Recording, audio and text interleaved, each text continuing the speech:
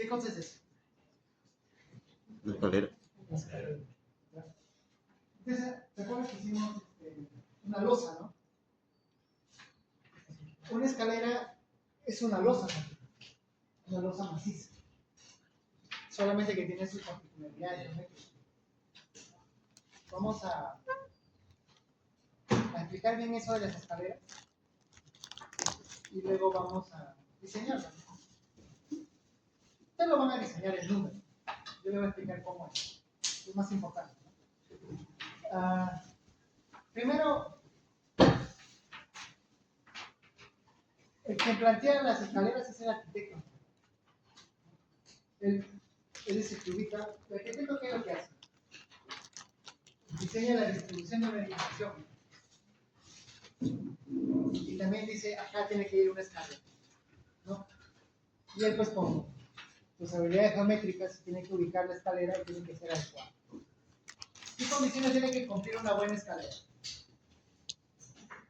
Primero, a esto le llaman paso, porque ahí pisas el pie, pones el pie. ¿Qué dimensiones tiene que tener la escalera? Es 25 centímetros. Cuando es un edificio importante, eso es 30 centímetros. Cuando es bien concurrido, son cosas que uno debe saber, ¿ya? Pero es más, esto lo va a plantear bien un arquitecto, ¿no? Pero nosotros tenemos por cultura saber.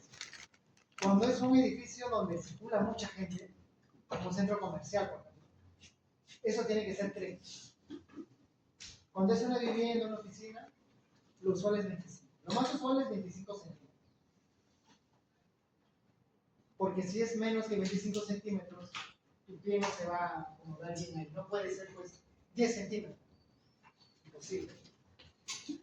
Por más que tengas los pies chiquititos, no va a poder, no va a ser muy estable. Entonces, para que el mínimo estable, tiene que ser 25. Casos que son importantes, 30. Hay un libro que utilizan los arquitectos que se llama el Neuf, en alemán. Neuf. Entonces, ahí especifican dimensiones que deben tener las habitaciones, las escaleras. Es bueno que ustedes tengan eso en su biblioteca, ¿no? Es un libro para arquitectos, porque ellos plantean los espacios con ese libro. Pero es bueno que no no sea un experto, pero más o menos tengo una idea de esas cosas, ¿no? Siempre hay dudas, siempre en la parte que un ingeniero estructural a veces debe saber. Bueno, si ustedes llegan a ser ingenieros estructurales, antes llegan a otras cosas. Pero siempre es bueno en tu biblioteca tener ese texto. Entonces, esto como norma 25 y 30. Si ven en un plano que es 17 centímetros, ¿no? Eso se ha estudiado con la anatomía humana también, ¿no? Es algo, tiene su justificación. 25 y 30, ¿está bien? Ya está. Ahora, esto, ¿cuáles son tamaños usuales? Lo usual es 18 centímetros, ¿no? Lo usual. 17, 18. Si es 15, también. No puede ser 30 centímetros, porque tendrías que levantar mucho el pie. ¿Me dejo entender, no?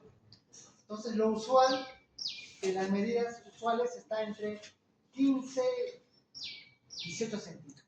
Y llega a 20. ¿Me entiendes? Estas son las proporciones ideales para. Entonces, vamos a ponerle que esto es. Vamos a ponerle 30. Entonces, esto de acá, vamos a ponerle. Quiere decir que esta escalera va a ser bien concurrida. Seguramente está en un estadio de repente. Un estadio va a haber un montón de gente, ¿no es cierto? Y se va a acumular la gente también, ¿no?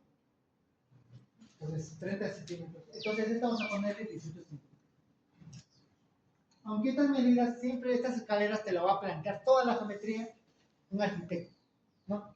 Pero uno debe saber, como digo, no va a repetir.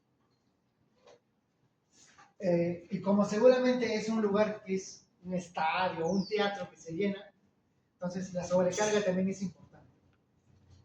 500 sobrecarga. Claro, porque en una casa eso es 200, ¿no? Pero no es como que fuera pues un coliseo, un estadio, en el que posiblemente en un momento se va a llenar de gente, ¿no es cierto? Se va a piñar gente, entonces 500. Es una cosa más importante. Entonces ahí tenemos, lo importante es, en estructuras en general, es saber los puntos de apoyo. Esta escalera, ¿dónde está apoyada? ¿En dónde está apoyada ahora? Ahí en el gráfico. Lo que está churado, ¿qué representa? ¿Qué representa esto? Mira, columna. Viga, claro.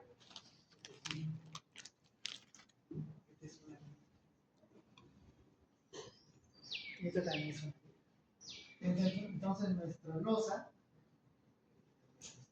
está apoyada en esta viga y en esta viga. Usualmente las escaleras es por tramos. Llega acá y de ahí comienza a subir. ¿Me entienden?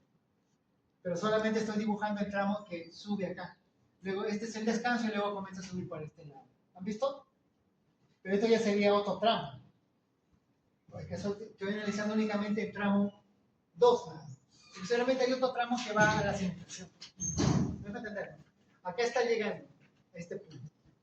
Esta de acá es una viga, o sea, se supone que acá hay losa. O sea, quiere decir que acá camina gente. Este es un entrepiso. O sea, acá camina gente y acá comienza a subir y llega acá que es un punto intermedio. Acá no hay losa. ¿Me entienden? Acá van a subir hasta encontrar de nuevo otra losa. ¿Me van a entender? Este es un punto intermedio. ¿Comprenden eso, no? Este es un punto intermedio. O sea, esta viga no está en un entrepiso, sino está en un punto intermedio. Ya está. Entonces, en estructura lo que es importante es ubicar siempre los puntos de apoyo. ¿Cuáles son los puntos de apoyo? Esta viga y esta viga. Es importante. Y siempre, en estructuras también, cuando acotamos el elemento, hay que acotar la distancia entre los puntos de apoyo. Entonces hay que acotar esta de acá, y de repente, ¿cuánto puede ser? Pues vamos a poner que es 30 por 60. Entonces acá es 30 centímetros. Acá será 60. ¿No? Viga, vamos a poner 30 por 60. Acá. 30 por 60.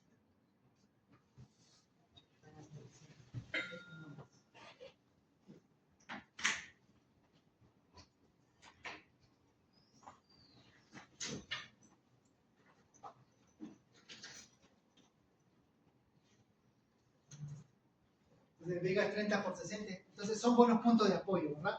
Son buenos puntos de apoyo. Ahora vamos a plantear cuántos serían las dimensiones de esa pieza. Está claro que la distancia, vamos a poner una distancia. Si esta es 30, 60, acá sería 120, ¿no es cierto?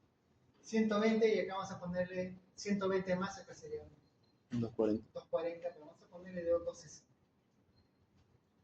O sea que este es un poquito más. ¿Ya? Un poquito más. Bueno, más o menos es así, 60. Pero siempre se acota 2.60. Acá es 0.3. Acá es 0.3. Importante siempre dibujarlo así. Es importante dibujarlo así como es. La geometría bien definida. Para definir bien la geometría de nuestra escalera nos faltaría determinar cuánto tiene que ser esto. Y este. Esto se llama T. Garganta de la escalera y acá tenemos T. ¿Cuánto va a ser ese T? ¿Se acuerdan en una losa cuánto es? ¿Cuánto es el peralte con respecto a la luz? Esa es una proporción. Es la luz entre 25. Cualquier cosa masita puede ser luz entre 25. Pero vamos nosotros a plantear este de acá. Vamos a ser conservadores. Este T, vamos a poner la luz entre 25. Que podría ser 30 también, pero le pongo 25 para... Como es una identificación importante, ¿no es cierto? Esa sobrecarga ya te está indicando que es una escalera importante porque va a circular bastante gente, ¿no? Y encima, como tenemos ese paso también 30 centímetros, nos está indicando que en esa escalera tiene su importancia. ¿No es entender, no? Por lo tanto, yo lo voy a predimensionar con la luz entre 25. No con 30, sino con 25. Sería lo más adecuado. ¿Cuánto es entonces? ¿Cuál es la luz? ¿La luz cuál es? El punto de apoyo. Entonces, ¿cuánto es 260 entre 25? 10.4. ¿Ah? 10.4. 10.4. 04. Poquito, ¿no? No me atrevería yo a colocarle 10. 15. 15 vamos a poner. 15. Vamos a ponerle 15. Es que la luz es pequeñita, o sea, tiene unos cuantos. En realidad las escaleras tienen más peldaños, ¿no? Voy a dibujar esto ya. Vamos a ponerle 15. Entonces acá vamos a ponerle 15. Esta distancia entre este y acá es distancia perpendicular. Esto se llama garganta, es el T. ¿Cuánto mide el T? 15. Con 10 pasaba, ¿no es cierto? Pero ¿se atreverían a poner 10 centímetros? Me parece que mínimo 15. ¿Me entienden? ¿No? No da confianza. 10 centímetros es una porquería muy chiquita. No vas a poder meter fierro tampoco. Es muy chiquito. ¿Eso qué nos va a asegurar? Que cuando nos paremos acá y comencemos a saltar, esto no va a virar así. Hasta le pondría 20. ¿No? Como vamos a poner fierro acá, creo que sería mejor 20. 20, ¿qué cosa? Vamos a pensar como... Fíjense que si esto cae, ¿a quién le van a echar la culpa? A ustedes, ¿no? ¿Me entienden? ¿No? Con esto va a estar seguro. Tal vez más caro, pero no importa, no lo vas a pagar, pero vas a hacer. Y además, ¿cuánto completo te vas a ahorrar? Poquísimo, ¿verdad? 5 centímetros más de concreto, menos, una ridiculez, ¿no? ¿Me entienden? Todo eso tienen que pensarlo ustedes. Mira, todo lo que estoy haciendo acá yo estoy pensando en voz alta. Entonces, cuando ustedes hagan un diseño o cualquier cosa, un buen consejo es pensar en voz alta. Bueno, para ustedes van a pensar en su interior, conversar con ustedes mismos con la escritura. Porque cada rato estamos tomando decisiones, ¿no? ¿Se dan cuenta? Estamos tomando decisiones cada momento. Entonces es importante hacer uso de eso. Ya está, entonces ya tenemos nuestro esqueleto. vamos a hacer primer paso. Podemos hacer metrado de cargas. Esto no es verídico. Así.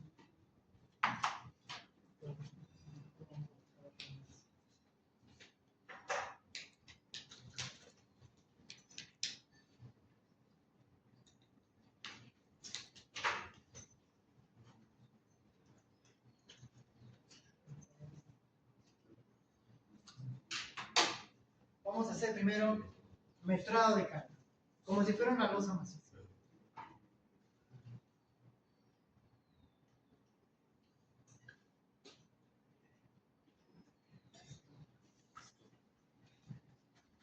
Carga muerta.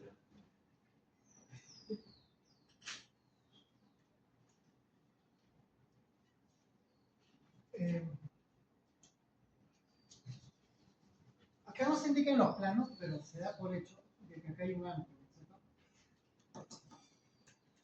De hecho, estas dimensiones son casi estándares, ¿no?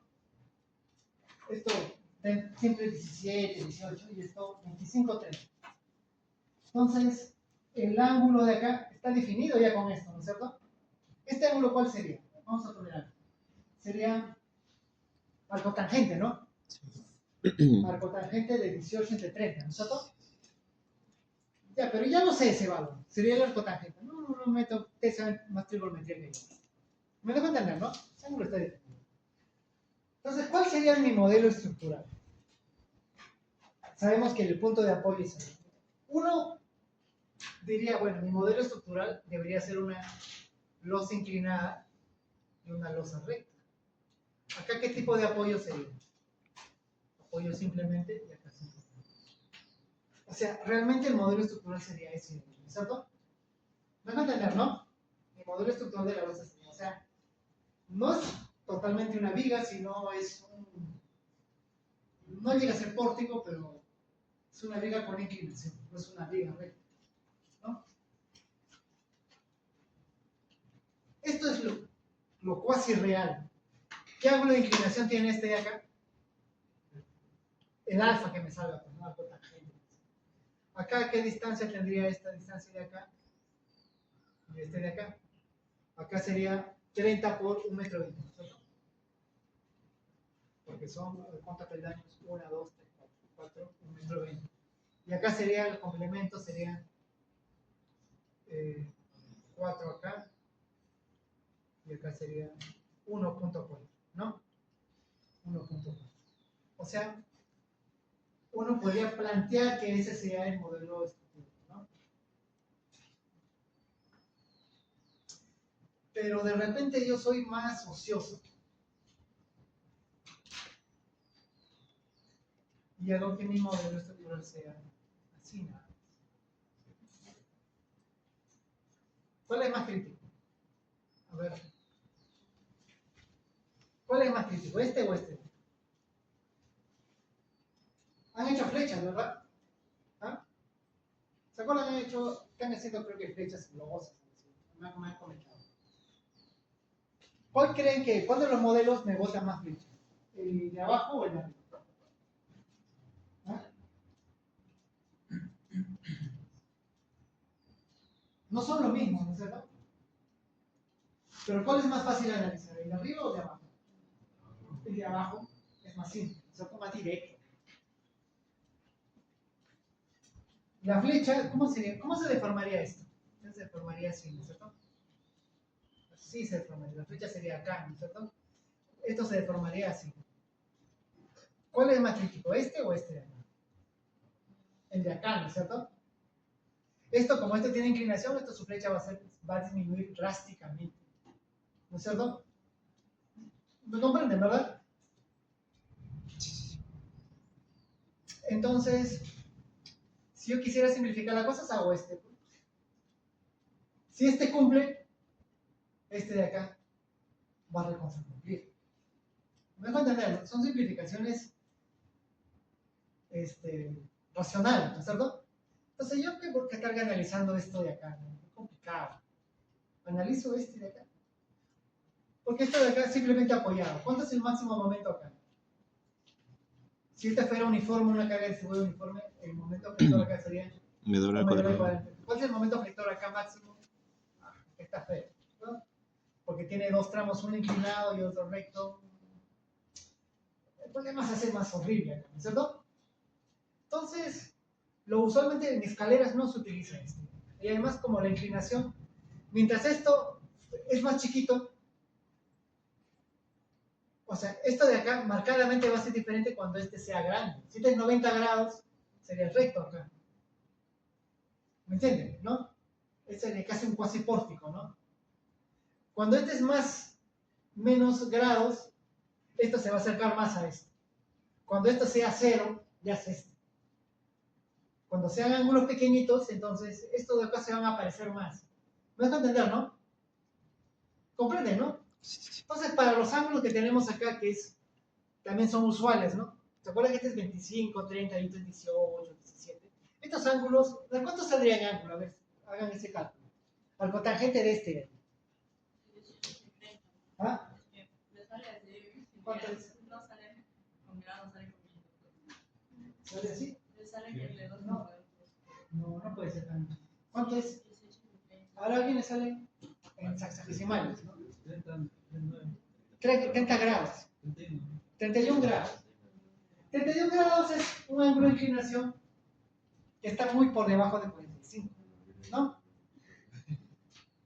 Entonces, justificamos plenamente este modelo más sencillo. ¿Me entiendes?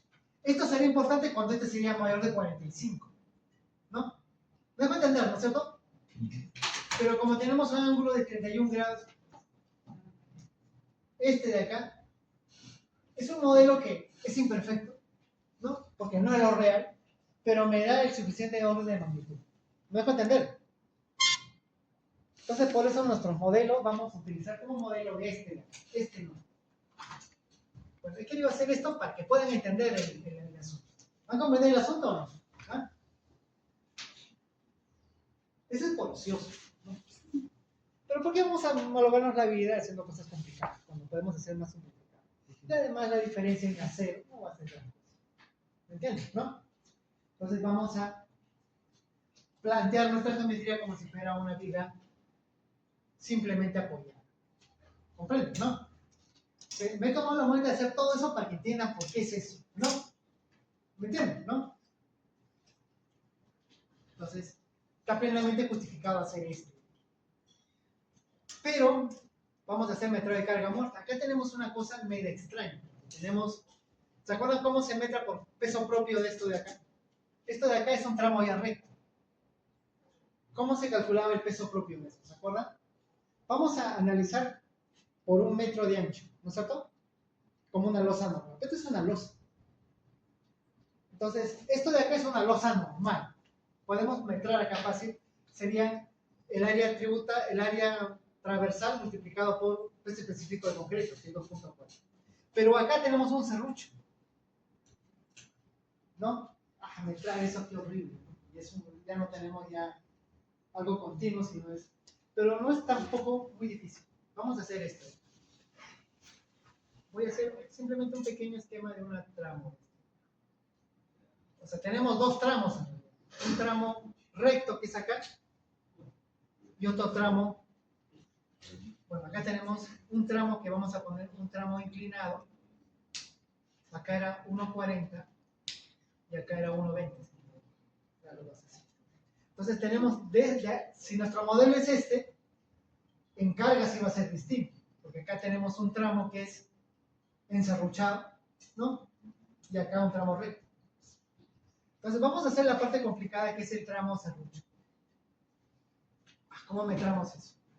Vamos a hacer un metrado de una manera más o menos inteligente. Vamos a hacer un sabote. Vamos a trazar la mitad de este y la mitad de este y la mitad de este. Entonces vamos a trazar una línea imaginaria aquí. Entonces vamos a considerar que esta es una losa continua. Entonces nosotros vamos a actuar bajo esta lógica. Acá es vacío. Entonces lo que es este se mete acá. lo que siento se mete acá, entonces esto lo que estoy haciendo acá, esta longitud, va a ser equivalente a la escalera. ¿Me dejan de andar, no? Entonces, esta es como es la mitad.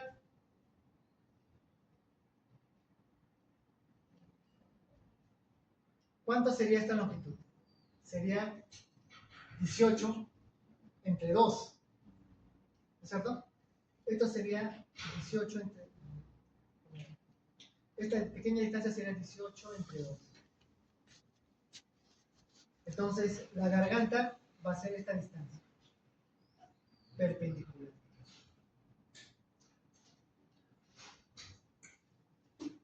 Este ángulo que es alfa va a ser este ángulo alfa.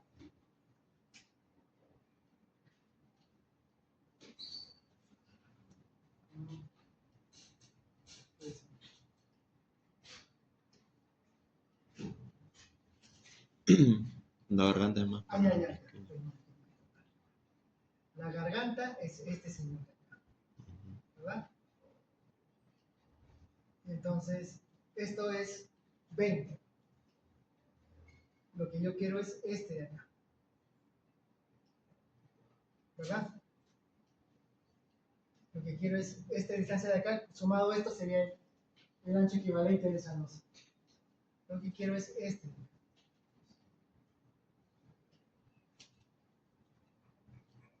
Entonces, eso va a ser ese equivalente, ese T equivalente, vamos a poner T, va a ser igual a 20 centímetros más este pedazo de acá, ¿no es cierto? Esto es el paso, o sea que va a ser equivalente a este de acá. Si este es alfa, este va a ser alfa, ¿no? Entonces, va a ser 20 más 18 entre coseno de alfa. Entre 2. Así va a ser, ¿no es cierto? Entre 2. ¿Ah? 18 entre 2. Entre 2, ¿no? Esa sería la expresión matemática, ¿verdad? Sí, pues, así es. Esto sería para este caso particular. Pero han entendido cómo sale esto, ¿verdad? Sí.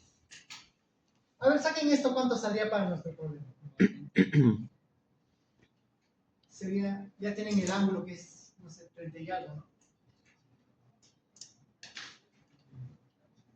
Entonces vamos a poner parte, acá vamos a poner 2. Parte inclinada. Ah, pero estoy mal, estoy mal. Voy a borrar esto ya porque estoy haciendo tonterías. Porque acá quiero hablarles algo que es antes de hacer esto. Cuando tenemos losas inclinadas, siempre se meta, por ejemplo, si en este tramo de acá, este tramo es el tramo recto, se traza esto de acá, este corte, vamos a corte 1, 1. ¿Está bien? Ese es el tramo horizontal de la escalera, ¿no? ¿Cómo sería el sección transversal de eso? Sección transversal sería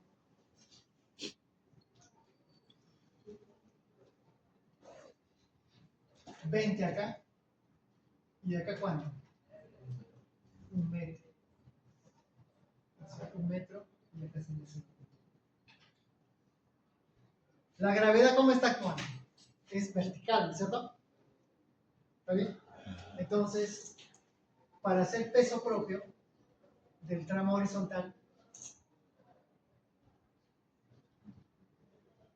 para hacer el peso propio, sería ¿cuánto?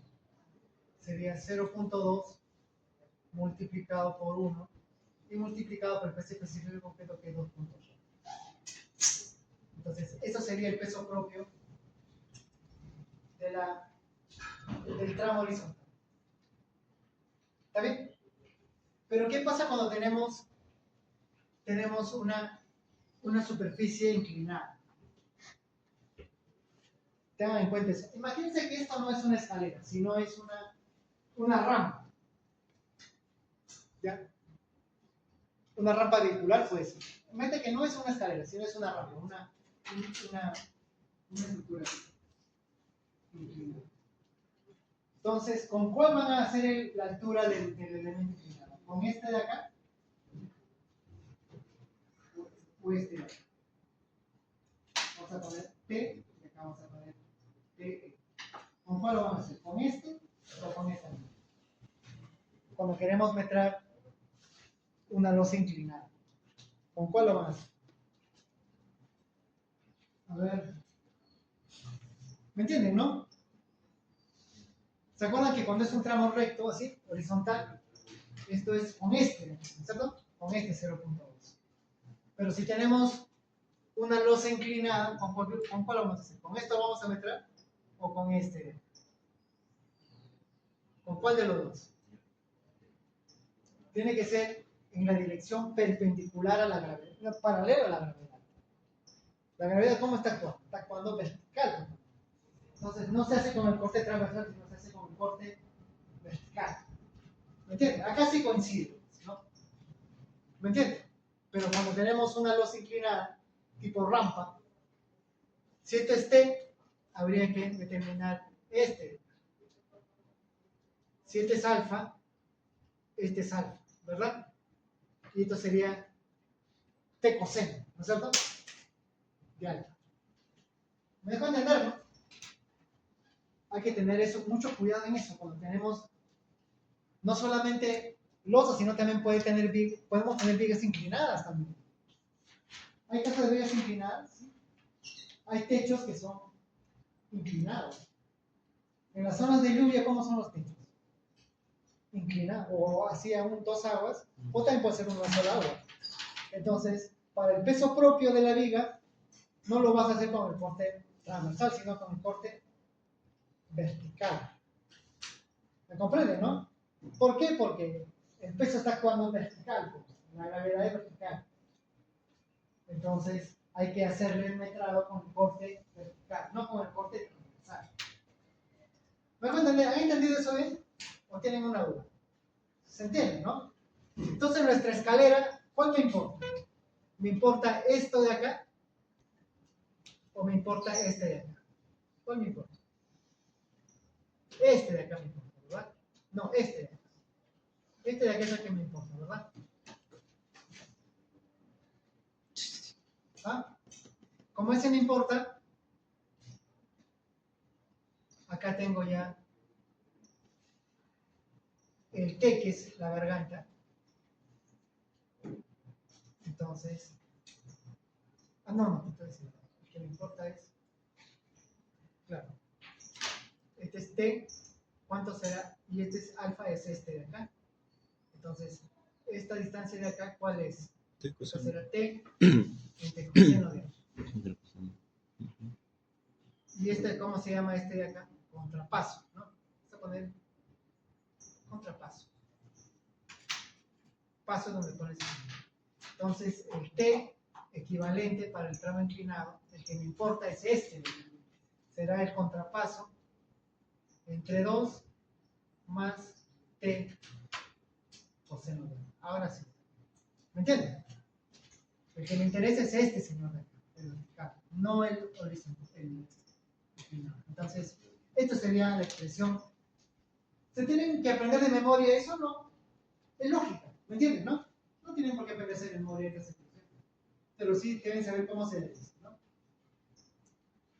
Entonces, vamos a tener por carga muerta, ¿no? Por peso propio. Este es el tramo horizontal. ¿Cuánto sería esto? 2.4 por 0.2, ¿cuánto es?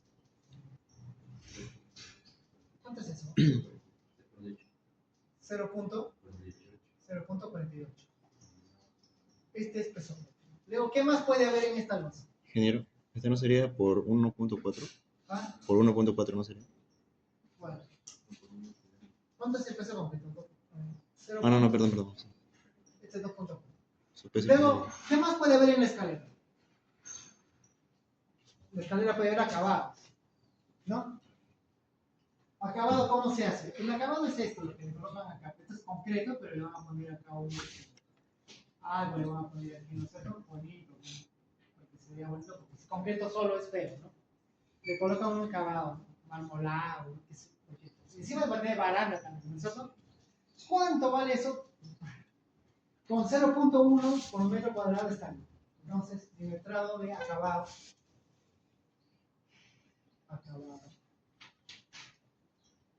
¿Cuánto va a ser? 0.1 tonelada metro cuadrado multiplicado por un metro. Esto es 0.1. ¿No es entender, no?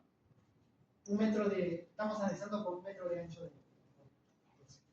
Entonces, sumado eso, 0.58. Eso sería el tramo horizontal. Ahora el tramo inclinado. Tramo inclinado.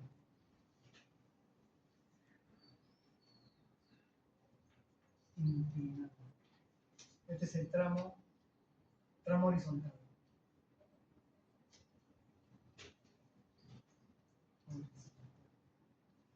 El tramo peso propio, el peso propio del tramo inclinado.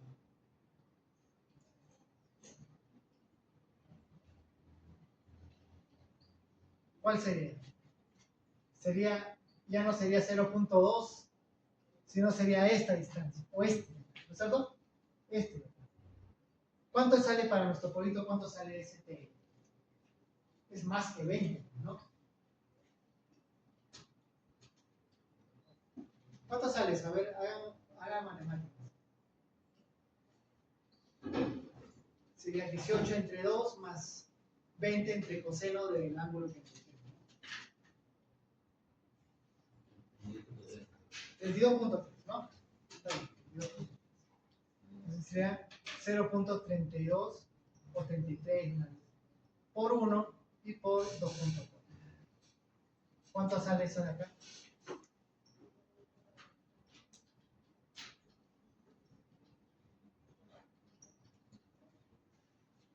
Cero. 0.8. Acabado, hace lo mismo. Acabado. También es 0.1 tonelada metro cuadrado por un metro. Este es 0.1. Y acá resulta que es 0.1. Entonces, por carga muerta sí tenemos diferencias, ¿no? El tramo inclinado pesa más que el tramo recto. ¿Por qué pesa más? Porque está inclinado, ¿no? ¿Me entienden, no? Mientras más horizontal sea, esto se va apareciendo, ¿no? Este de acá se va apareciendo. Mientras más inclinado es, aumenta, ¿no? Porque el ángulo cambia, ¿no? Como estamos entre coseno, al hacer un ángulo más abierto, aumenta, ¿no? Sí.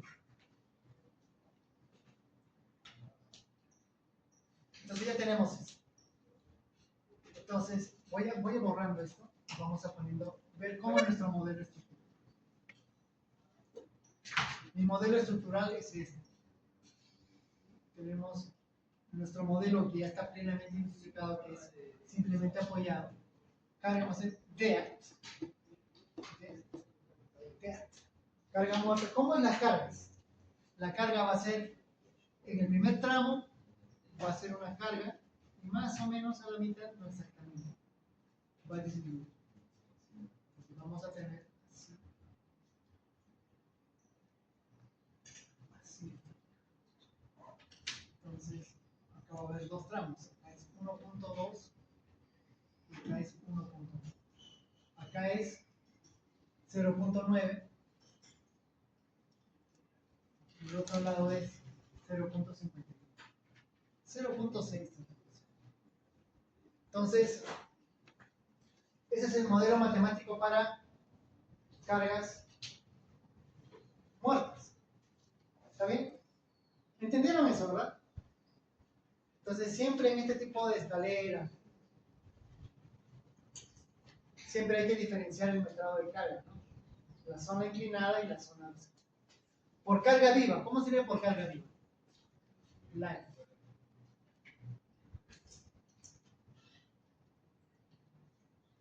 Mi modelo estructural también es horizontal, pero ahí vamos a tener la sobrecarga, ¿no? Cuando la carga viva es fácil meterlo porque sería 500 o 0.5 toneladas metro cuadrado por 1 metro de ancho, ¿no es cierto? Estamos analizando por 1. Entonces sería simplemente 0.5. Entonces tenemos carga muerta y carga viva. ¿Qué carga más puede haber? Bueno, nada más, pues, ¿no? El sismo ahí no le hace nada porque es un elemento. Claro que va a haber un incremento cuando tiene el sismo también un pequeño sacudón, pero eso sí no. Entonces ahí tenemos carga de modelo por carga muerta y carga viva. ¿Podemos analizar eso? A ver, vamos a tomarle un examen al. ¿Alguien quiere saber la pregunta? ¿Ah? ¿Cómo sería el momento efector de este señor de aquí? Fácil, ¿no? El momento efector de eso es una parábola. ¿Sí? Acá, momento máximo, ¿cuánto es en el centro? ¿No es cierto? ¿Cuánto es acá? Omega n cuadrado entre 8. Ese omega es este. Este sería el máximo momento por carga viva. Ahora, por carga muerta, ¿cómo sería el momento efector? Eso sería, va a ser también una parábola, pero de seguro que va a estar más tirado para este lado, ¿no es cierto? Donde hay más carga, ¿no es cierto? Podemos calcular eso fácil porque también es isostático, ¿no? No es, esto es estática, ¿no? Este es un problema de estática, ¿no? Ni siquiera de defensa de materiales.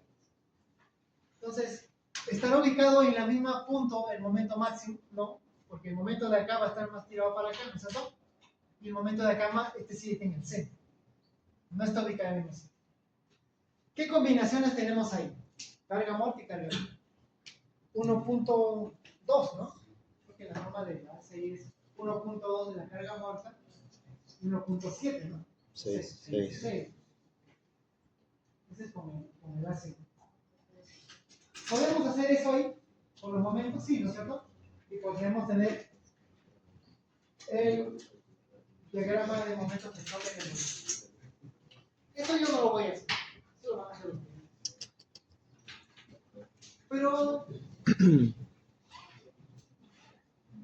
Bueno. Pero, ¿cómo es el momento efector del envolvente? ¿Cómo va a ser? Va a ser tener una parábola, ¿no es cierto? Va a ser una parábola, pero un poquito ladeado por acá. ¿Me dejo entender, no? Cuando hacen la combinación de este con este, pues va a ser una parábola, pero va a estar ladeado por un costado. O sea, el máximo momento flector de la combinación, ¿no? El envolvente. ¿Dónde va a estar ese momento flector máximo? Casi en el centro. No en el centro, pero en el centro. Más o menos. ¿No sabes? Ya, vamos a ver entonces. Vamos a hacer acá lo más importante. ¿Cómo lo vamos a reforzar eso? Antes de hacer cualquier cálculo vamos a ver cómo sería. Entonces va a haber un fierro en la parte de abajo, ¿no? Porque cuando es momento positivo, ¿dónde está el fierro? Abajo, ¿no es cierto? ¿Te acuerdas, no? Donde está el momento flector abajo, es porque el fierro está abajo. Eso también creo que saben, ¿no? ¿No es cierto? Se coloca cero donde el momento flector es importante, ¿no es cierto? Por eso que el momento flector es saber identificar cómo es el diagrama de momento flector nos ayuda a ver cómo va el fierro. Entonces, acá va a haber un fierro. Voy a poner con rojo para que se vea. Entonces, acá va a haber un fierro.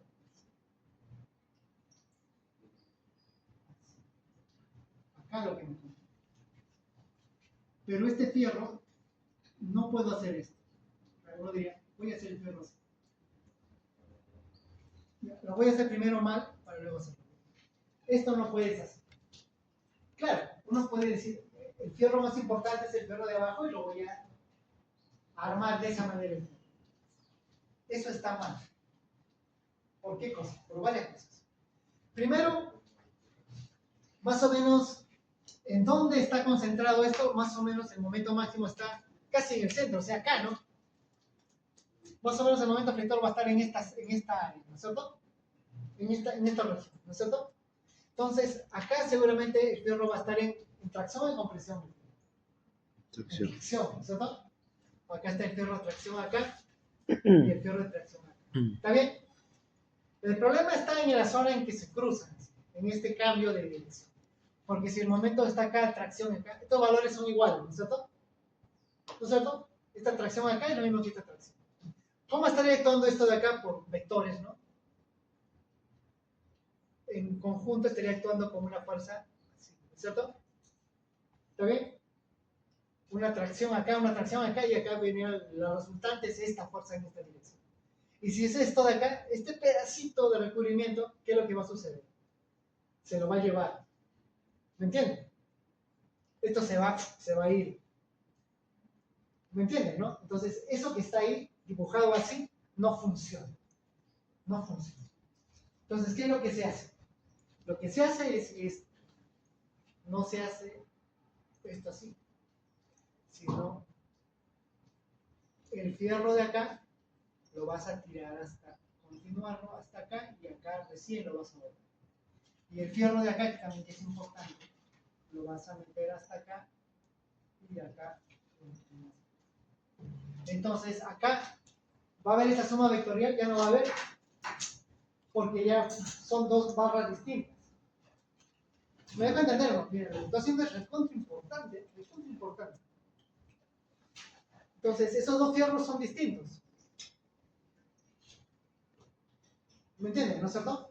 Esos fierros son bastante distintos. Les voy a dibujar lo más bonito. Está frío. Entonces, ¿sí? Y acá lo voy a...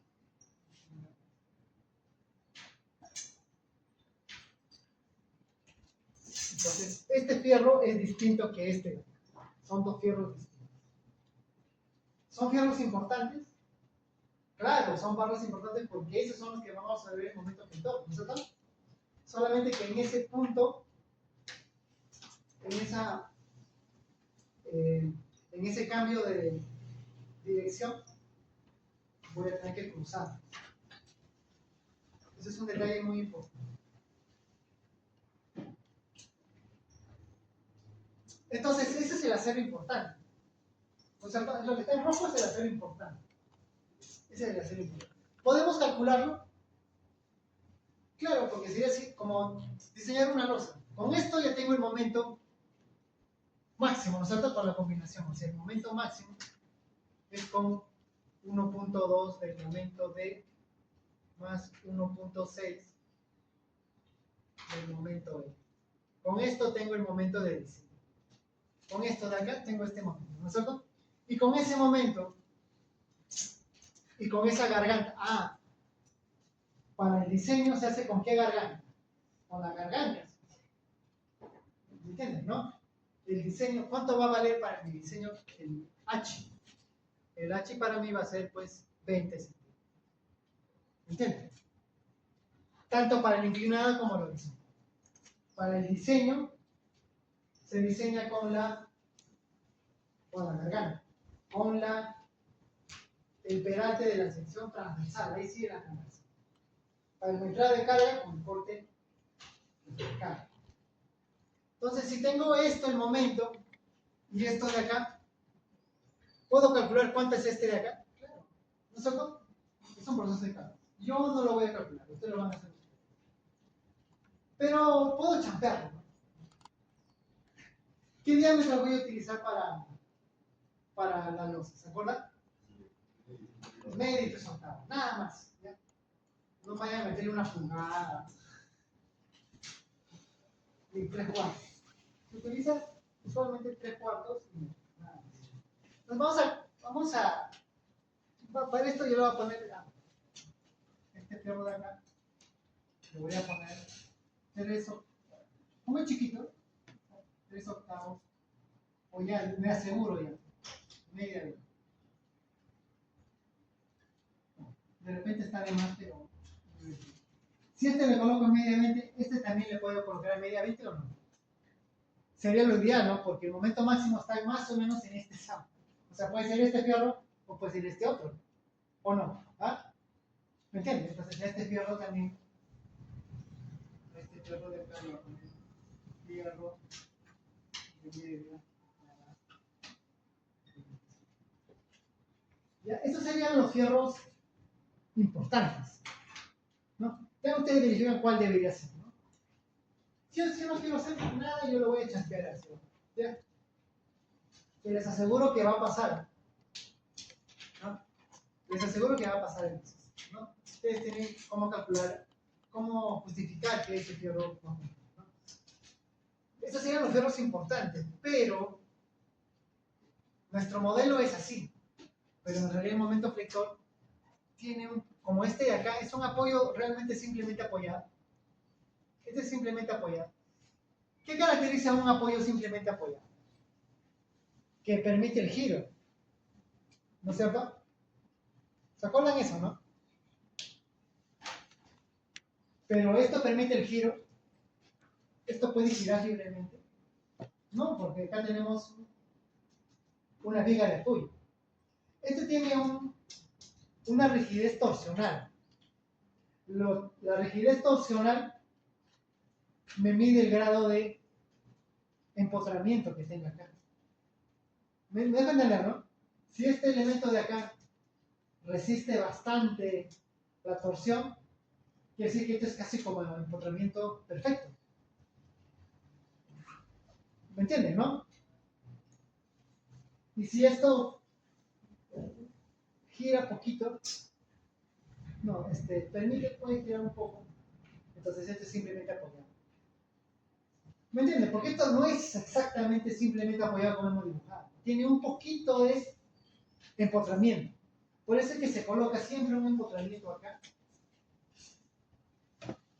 Acá lo que está, el punto de apoyo, que es 1 omega L cuadrado entre 24. Acá también, pero ¿cuál de los dos? Bueno, podemos decir que acá sería el omega de este de aquí y este de acá, que es este de acá, de manera aproximada. Pero vamos a tener momentos, también momentos negativos, ¿no? Vamos a tener momentos negativos, pero no es la gran cosa, ¿ve? Porque es entre 24. ¿Cuál es mayor? ¿Entre 24 o entre 8? Entre 24 es creo que ¿cuántas veces más? 3 veces más, ¿no es cierto? 3 veces más. Entonces los apoyos en los extremos, que es negativo, va a ser poquito en comparación. El importante es pero es importante. Los de los costados, hasta también no sabemos exactamente si es omega del cuadrante 24, no es una incertidumbre, porque no sabemos qué tan empotrado está, ¿no? Me deja entender, ¿no? Entonces, acá va a haber un fierro, que de todas maneras le vamos a colocar este. Será importante ese fierro, bueno, es importante, pero no tanto de montar. Acá podemos diseñar con este. Podemos hallar los momentos en el apoyo, ¿no es cierto? Esto les aseguro que va a ser muy por debajo de este, ¿no? Acá vamos a ponerle simplemente fierros de 3 octavos a 25. Acá también, este de acá, fierro de 3 octavos a 25. ¿Está bien? Porque no es gran cosa ese momento ahí. Y lo estoy poniendo. Lógicamente, por lógica, ¿cuál es mayor? El que está en el centro y abajo, ¿no? Ese es el más importante. Ahora, si ustedes en alguna oportunidad ven un plano y ven que los apoyos en los extremos es mayor que el que está en el centro, evidentemente quien ha hecho eso no tiene la idea más absoluta de cómo se está comportando la escalera. ¿Me dejan entender, no? ¿Entienden, no es cierto? Lo normal y lo lógico es que este sea mayor, este de acá o este de acá. Los dos, igualitos los dos, ¿no? Y este de acá mucho menor. Y lo estamos colocando menor. Ya está. Ahí hemos acabado, todavía no hemos acabado. Porque esto no lo podemos armar así. Tenemos que colocar fierros perpendiculares porque esto tiene que ser una parrilla. ¿Me dejo entender? Entonces acá va a haber fierros así. para poder armar esto. Este es por montaje. Por montaje vamos a calcular, vamos a colocar fierro. Entonces en plano se dibuja una bolita acá y acá le ponemos un. ¿Cuánto será este diámetro? Este es lo mínimo, este es simplemente por efecto de temperatura y montaje. Acá te vamos a poner fierro de 3 octavos a 0.10. Pero acá también, como acá tenemos fierro, acá vamos a calcular que también. Acá también vamos a poner 2 más. Entonces, vamos a poner fierro de 3 octavos. Acá, entonces, eso vale para este puntito y también es válido para este.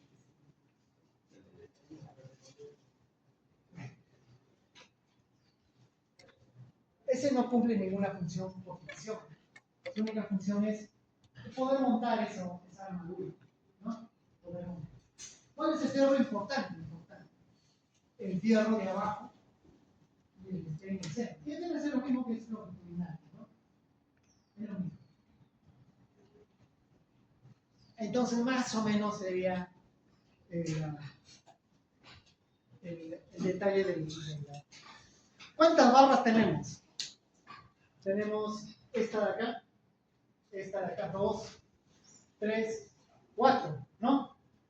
4 barras dobladas de esa manera, ¿no?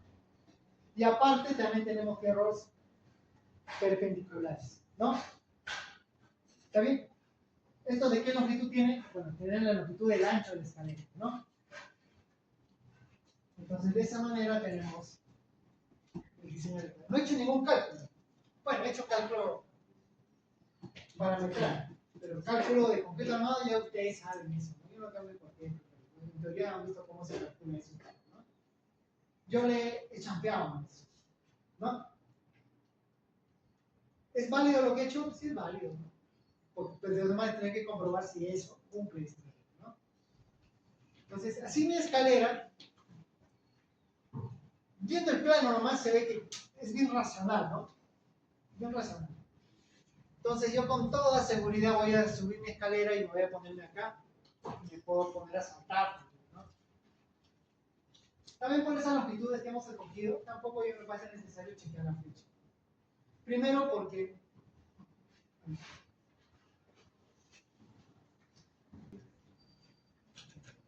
¿sí?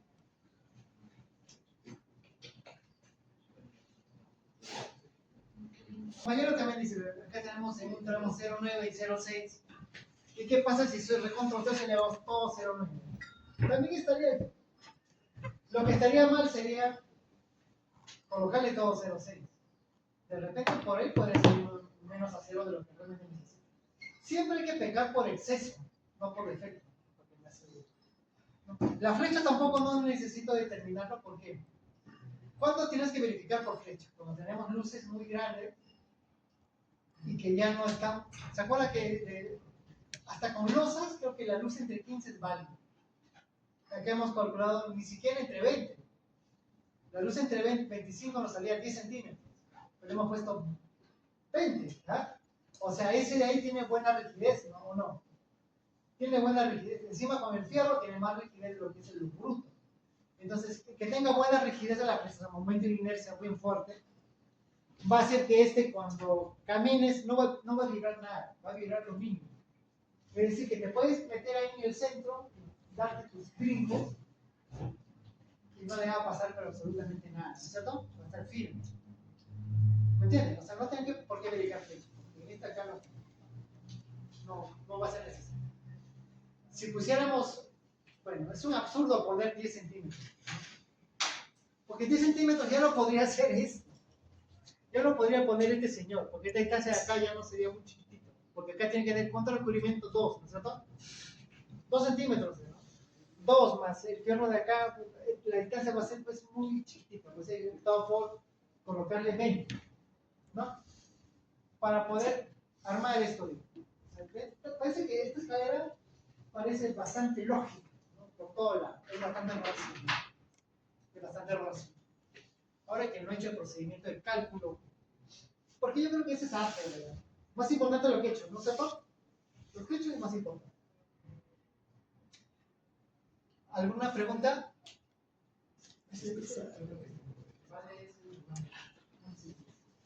Vamos a...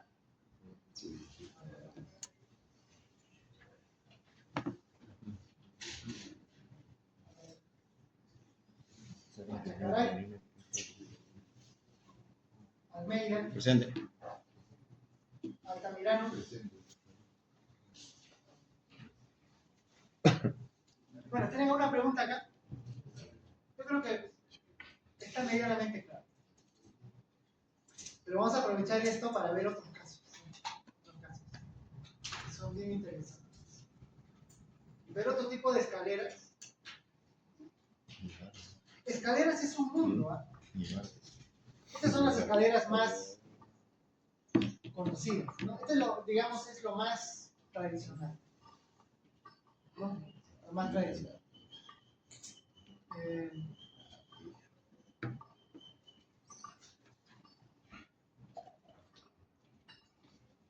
Pero vamos a ver.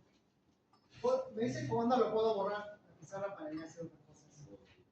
¿Se puede? Ahora le toman foto nomás. ¿Saben qué? Es preferible que lo dibujen estas cosas. Cuando uno lo dibuja, esto está demostrado ya, que cuando ustedes copian lo que está en la pizarra o lo dibujan ustedes, van a aprender más. Si le toman foto, después se olvidan. Siempre es bueno reconocer. Entonces, vamos a borrar esto y vamos a ver algunos casos que son interesantes. A propósito de esta pizarra que hemos hecho el diseño, no hemos hecho el diseño, pero hemos explicado más o menos cómo se comporta esto. Esto pasa, por ejemplo, en este tipo de sistemas.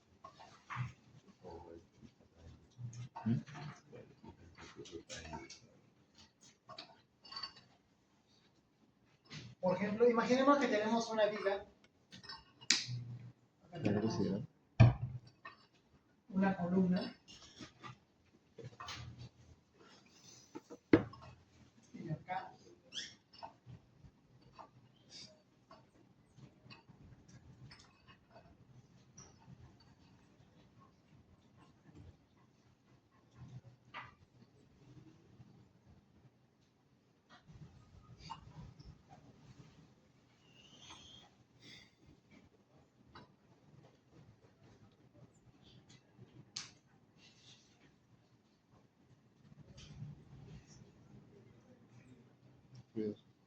Perfecto.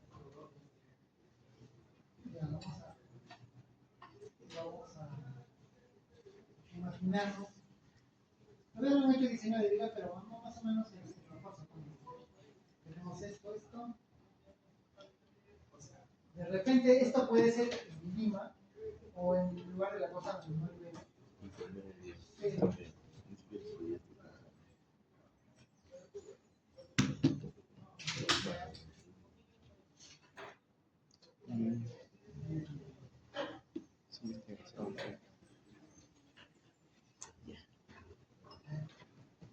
Esto de repente es una iglesia. O sea, iglesia sería más o menos ese pórtico. Varios así paralelos, ¿no es cierto?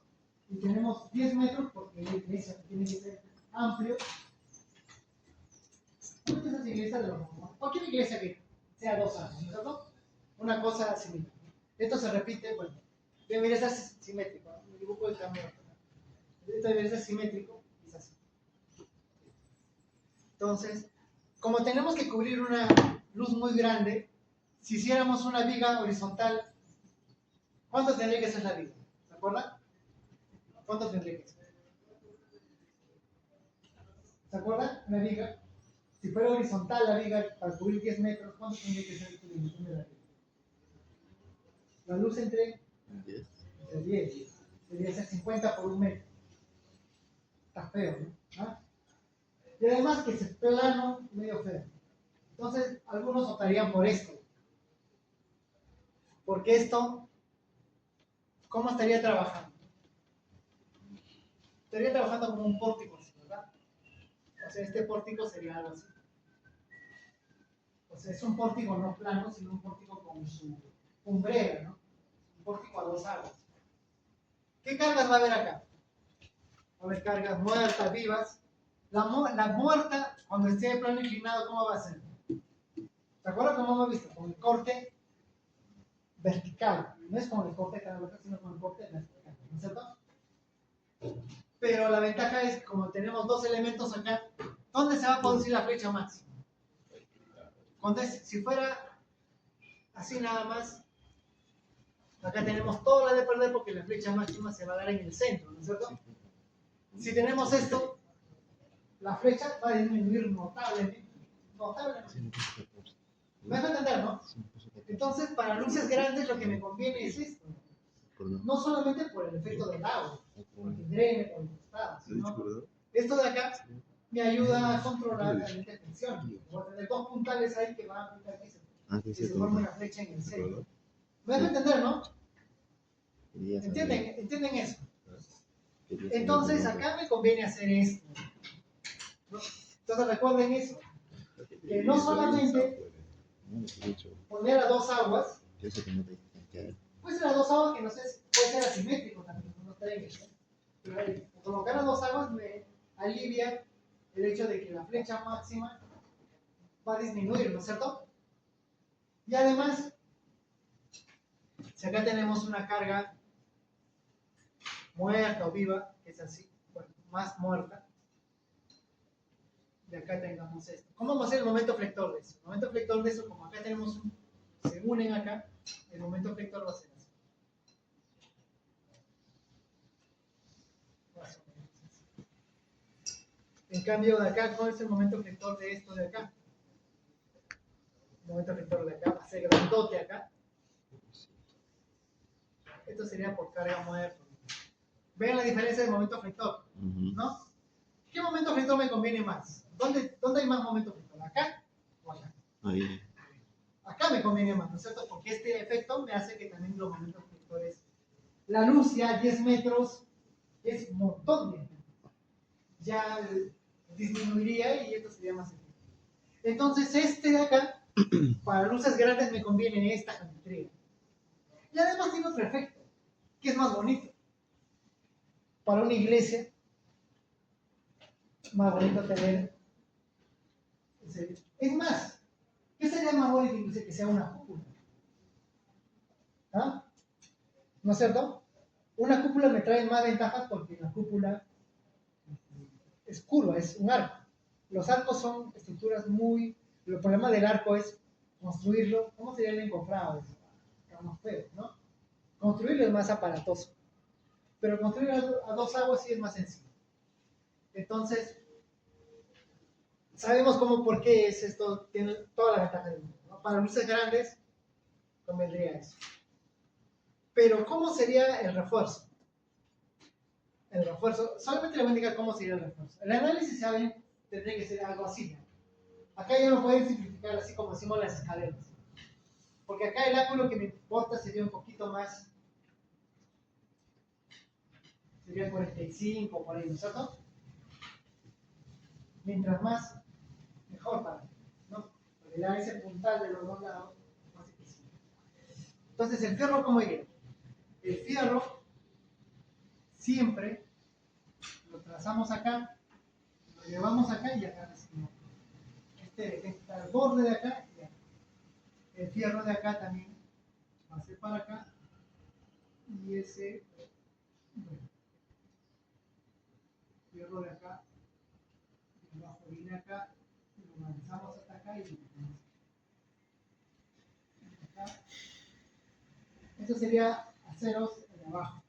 Ahora el aceros en la parte superior también viene así. Lo metemos acá y acá también lo metemos acá. Y el acero positivo de acá. Lo metemos acá. Todo esto es para explicarles cómo sería. ¿Lo ven? ¿Ven cómo sería, no? Se cruzan. Claro, como acá hay 10 metros, la varilla es de cuánto.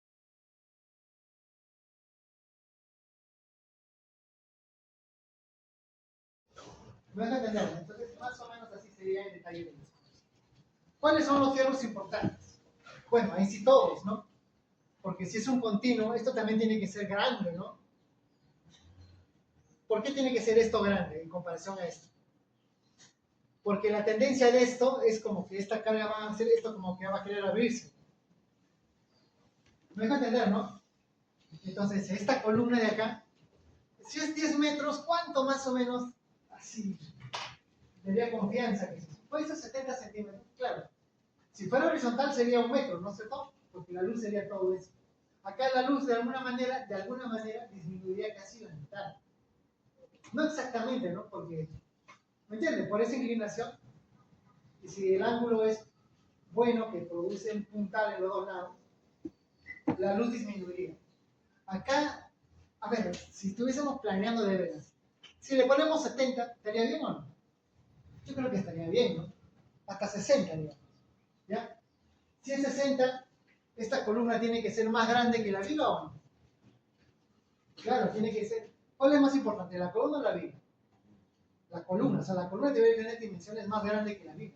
Y es más, acá también va a haber un efecto también que nos va a afectar. O sea, acá va a haber una carga acá, entonces en esto acá va a haber una fuerza acá y una fuerza para acá, ¿no es cierto? ¿Por qué? Porque está inclinado, va a querer abrirse, ¿no es cierto? ¿Y quién absorbe esto? Que se abra. La columna, ¿no es cierto? Mientras más inercia tenga, entonces acá la columna, ¿cuánto le colocaría? Si este le hemos puesto 70. Si fuera 1 metro, ¡pum! Le daría punche suficiente. Me dejo entender, ¿no? Entonces, cuando hagan eso hay que pensar esas cosas, ¿no? Cuando ustedes comiencen a pensar esas cosas, ya están sabiendo ingeniería. ¿No? Plantear la geometría básica, cómo debería ser y cómo se está comportando esto. Por eso que quería hacer esta gráfica para explicarles. Sobre todo este detalle, ¿no? Cómo los fierros se están cruzando, ¿no? Cómo se están cruzando. Porque estos mismos efectos de elementos que no son horizontes, por ejemplo, se ven en las rampas también. ¿Han visto esas rampas de auto? A veces viene así y tiene siempre una zona que es de descanso, que es horizontal, y luego vuelve a inclinarse. ¿Han visto eso? En las escaleras también se da ese caso. Siempre tiene que tener un descanso cuando es muy largo. No puede haber una escalera, 7 infinito. ¿Por qué? ¿Sabe por qué? Esa es una cuestión de seguridad. Porque si tenemos una escalera que no tiene descanso, por ejemplo, lleva hasta lejos, hasta el cerro y está así todo inclinado, ¿qué pasa si te tropiezas ahí? Caes y no dejas hasta llegar al último piso. Y llegas al último piso sin un hueso sano, ¿no? En cambio, cuando tienes un descanso, te caes, te rompes un par de costillas, Sí, pero en el descanso te quedas ahí. luego sí. Es por eso. ¿Me entiendes? ¿No? Toda esa cosa está en ese libro de Noise. Escribe Noise, pero no es. Hay casos de estructuras que se han hecho especialmente para que no te quede ningún hueso vivo. ¿Saben eso? Claro. Ustedes han visto esas pirámides mayas, Tikal creo que se llama, varias que están. Son unas escaleras que no están hechas para que tú subas. Están hechas para que al sacrificado lo tiren ahí, se saque la mugre y que no descanse y que llegue ahí muerto y sin ningún hueso vivo. Esa es la manera de sacrificar. Entonces, esas escaleras están hechas para matar. No están hechas para subir por ahí.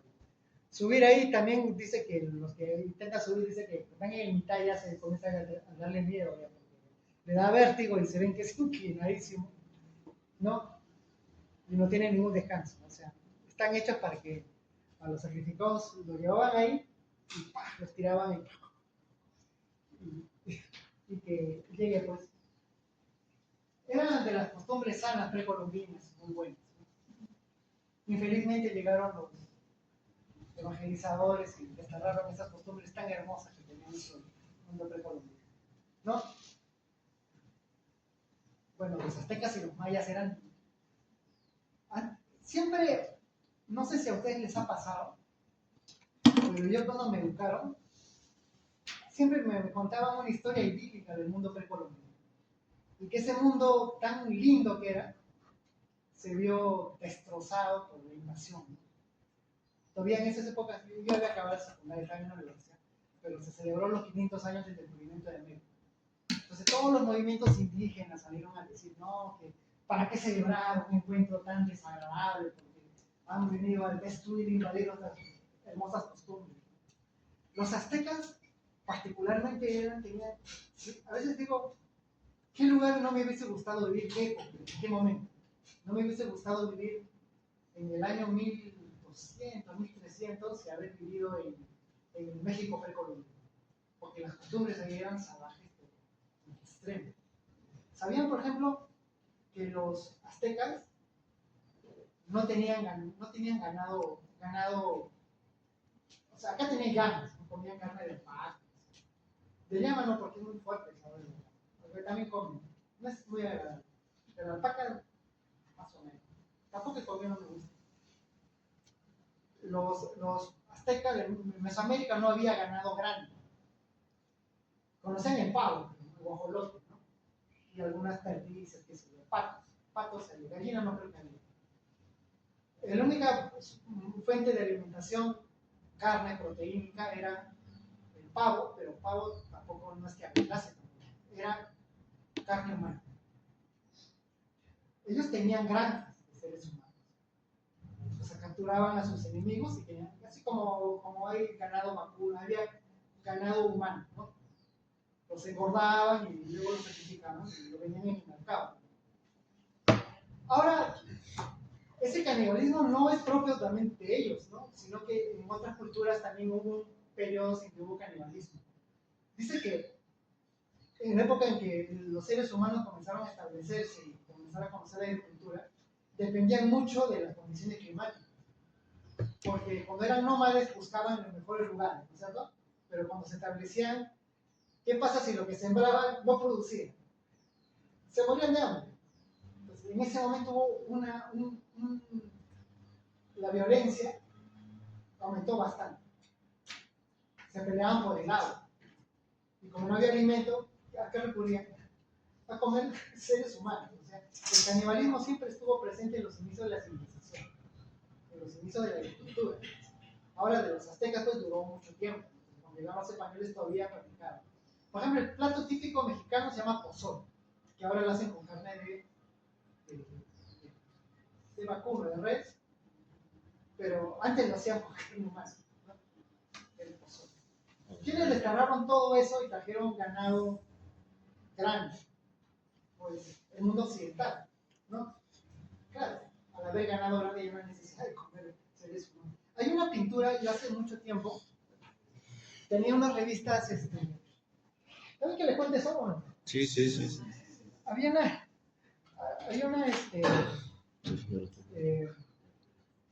tenía unas revistas que eran de las chilenas, se llamaban Hechos Universales, algo así. Son fascículos de historia hechas en la época de Allende, de la época chilena, donde fue un gobierno que era comunista. Entonces, era comunista, pero había guerra fría, era comunista realmente. Lo llevó a Chile a la escasez. Bueno, esa es otra historia. La cosa es de que circulaban muchas revistas, o sea, de historia, hechos mundiales. Yo tenía toda la colección, porque mis tíos eran bien comunistas, ¿no? Tenía todas esas y me heredaron, ¿no? Yo lo tenía y lo leí. Entonces había un número de revoluciones, ¿no? Un número de la Revolución Mexicana, la Revolución Rusa. Entonces uno leía y se informaba, pero era la historia desde el punto de vista de izquierda, ¿no? Socialista, ¿no? Quizá no comunista, sino izquierda tipo cubana, pero era chileno. Entonces ahí me acuerdo que me lo leí todo porque era bien bonito. Claro, pero era desde un punto de vista de izquierda. Ahora sí lo leo y lo veo de otra manera. Siempre uno ya opina de otra manera. Yo lo leía pues eso cuando tenía 12, 13 años, 15. Y los temas a veces sí me gustan, los tengo en almacenado en mi biblioteca. Y a veces encuentro números que no tenía y los compro. Entonces había un número de la Revolución Mexicana que fue las primeras revoluciones del siglo antepasado, antes de la rusa, inclusive. ¿Se acuerdan? 1810 hubo la Revolución Mexicana, Zapata y todas esas cosas. Entonces, hubo un tiempo en que, después de la revolución, pues comenzaron a poner a los nativos como si fuera pues una cultura alta y orgulloso de ser azteca, ¿no? Pero viéndolo tan orgullosos después que han sido caníbales. Tampoco no era malo, pero hay que comprenderlos en su verdadera dimensión, ¿no? Era una alta cultura, pero tenían costumbres bárbaras, ¿no? Es más, también había, sus dioses también los tiraban el corazón, entonces, ese es lo mínimo. Lo que les contaba bien que los tiraban por la escalera, ¿no? Para que se mueran. Había otro que era peor, que era un dios que se llama Sipetot, que a la víctima lo desollaban vivo y al dios le ponían la piel del desollado, ¿no? Sobre todo mujeres, a las mujeres. Buscaba una mujer y la desollaban viva y todo el mundo veía. Por eso también hacían pirámides, porque desde ahí podían ver todo, ¿no? Era un lugar céntrico, ¿no? Y cosas horribles.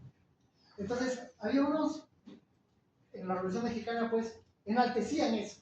¿Cómo vas a enaltecer eso? Claro, esas cosas las escondías, no las mostraban. También es desgarrador ver eso, ¿no? Pensar que tus antepasados hacían cosas tan bárbaras te pone más bien. Hasta me parece que esas costumbres tan bárbaras creo que los han heredado, porque han visto lo que hacen los narcos. Bueno, yo creo que es algo también que está entre tus genes, también ese grado de salvajismo, ¿no? Ya, bueno. Entonces, yo me acuerdo que leía pues con entusiasmo las cosas de los aztecas, ¿no? Gran cultura, gastronomía, que todas esas cosas que no te decían pues que eran tan, sus costumbres religiosas eran tan abominables, ¿no? Para nuestro punto de vista de ahora. Y para los españoles habrá sido horrible, pues, ¿no? Imagínense. Entonces, hay una mural muy bonita, es un mural que se llama El Mercado de Tlatelolco. Eso lo hizo Diego Rivera. Diego Rivera, que después fue esposo de otra pintora muy conocida, una mujer con unas cejas bien grandotas, Frida Kahlo. Este señor era muralista. Entonces, en la UNAM está dibujado un tremendo mural sobre el mercado de Tlatelolco. Entonces, es bonito, se ve el mercado, que nos explican cómo era, ¿no? Todo eso. Pero en un rinconcito hay una cosa que a mí, yo lo vi y me llenó de terror, ¿no? Me dijo que algo que no calza, porque se veía pues, un hombre vendiéndole un brazo humano a una mujer, ¿no? ¿Por qué? O sea, qué raro, o sea, si todo es bonito, ¿por qué le está dando un brazo humano? Y era porque de alguna manera reflejó el hecho de que eran caníbales, ¿no? Y más bien era también comunista, Diego Rivera. Y más bien enaltecían, pero ahí se le escapó, quiso reflejar un poquito lo que eran, porque todo se ve idílico. El mercado de Tlatelolco es una pintura donde todo el mundo se ve feliz, abundancia, ¿no? Pero justo en ese cuadrito hay que estaba ofreciendo un brazo, toma, ¿no? Tomas, le metas a tu calma, ¿no? Ahora sí, no. Me quedé bien curioso. Y la verdad que nos pintaron esa idea. Ahora los incas, comparado, bueno, los peruanos precolombinos, comparados con los aztecas, los mayas, pasaron a otra etapa de religión. Porque sabían que los chavines también eran caníbales. Porque en el templo de Chavín han encontrado huesos que han sido cocinados. Y también tajados, o sea que con machete lo han cortado. O sea que se nota huellas de que ha habido canibalismo. Claro, eso no te dicen en el colegio porque también quieren que la gente se sienta orgulloso de la cultura precolombina. Claro. ¿Ah? Pero la verdad nos hace libres, ¿no? Claro, es que estaba en esa época en que le dije que era el comienzo de la agricultura, ¿no? El comienzo de la civilización. Y todas las culturas, inclusive la griega, hicieron sacrificios humanos. Canibalismo también, seguramente. O sea, todos los seres, las culturas humanas, pasado un momento han pasado por esa etapa, ¿no? Pero ya después se han sido superados y ya quieren olvidar eso. Y los moches, por ejemplo, eran salvajes también en su sacrificio. Creo que ellos sí, los chimus, que son descendientes de ellos más o menos.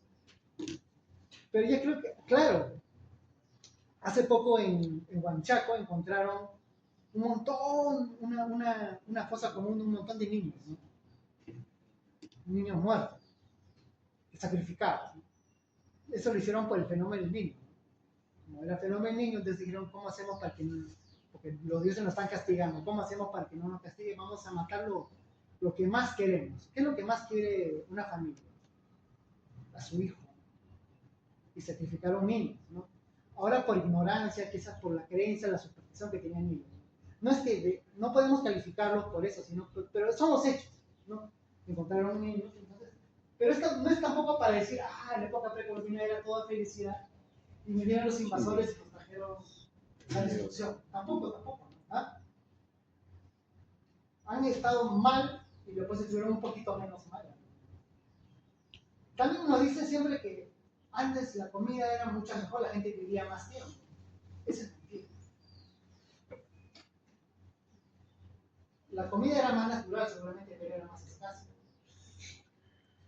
Por ejemplo, la altura de los precolombinos, por ejemplo, hay una huaca puquiana. Ahí hay unos restos óseos y luego la han reconstruido cómo sería un limeño de esas épocas que hicieron la vaca puquiana. Medía 1,30 m. 1,30 m. Es más, también la altura total del ser humano ha aumentado. El europeo también de las épocas de edad media, 1,60 m. Los que eran altos eran los nórdicos. Pero lo demás, la talla humana ha estado aumentando con el tiempo. ¿Por qué? Porque la gente come mejor ahora. Ahora come más proteína. Creo que lo que te da talla es con la proteína, ¿no? Entonces, cada generación la población humana está aumentando de tamaño. La cantidad de pobreza ha aumentado o disminuido comparado con hace unos 200, 300 años. Ha aumentado. El problema ahora no es, claro, la pobreza hay todavía pobres. Siempre ha habido pobres. Pero en estas épocas hay menos pobres que hace unos 200 años en el mundo. Lo normal es la pobreza, ¿no? Lo normal es la pobreza. La riqueza era de unos pocos. Antes eras rico porque nacías en una clase social alta.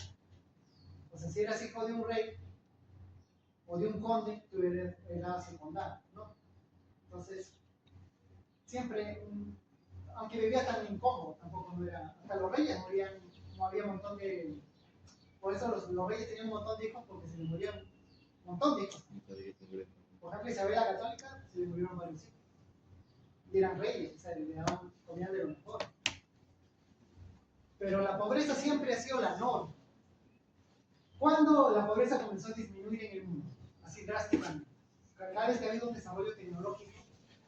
Por ejemplo, cuando descubrieron los molinos, por ejemplo, los molinos para moler grano en Europa, la pobreza, el hambre disminuyó bastante, porque se producía más alimento de manera más fácil. La riqueza en el mundo comenzó a aumentar, la pobreza comenzó a disminuir con la época de la industrialización. ¿Por qué? Porque la gente antes, en Europa, todo el mundo era pobre. El 90%. Pero ya habiendo industrias, la gente pasó de ser pobre extremo a pobre. Porque el comienzo de la época industrial fue que la gente trabajaba más y toda esa cosa, pero vivía mejor que hace años. Se morían de hambre y todo. Con la época de la industrialización, la gente comenzó a ser menos pobre. Ahora la pobreza es más, pero es cada vez menos.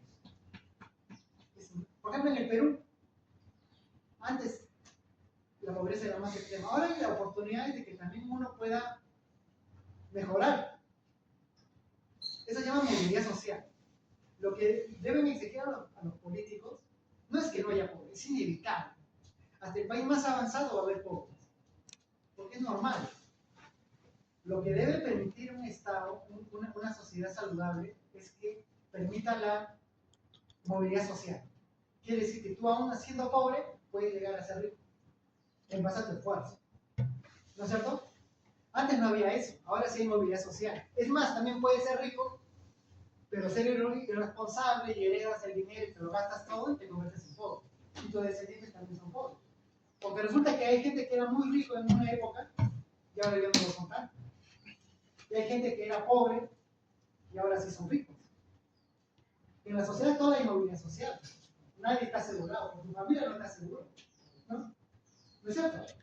Ahora, te apuesto que ustedes, la mayoría de ustedes, su familia ha mejorado su nivel de vida.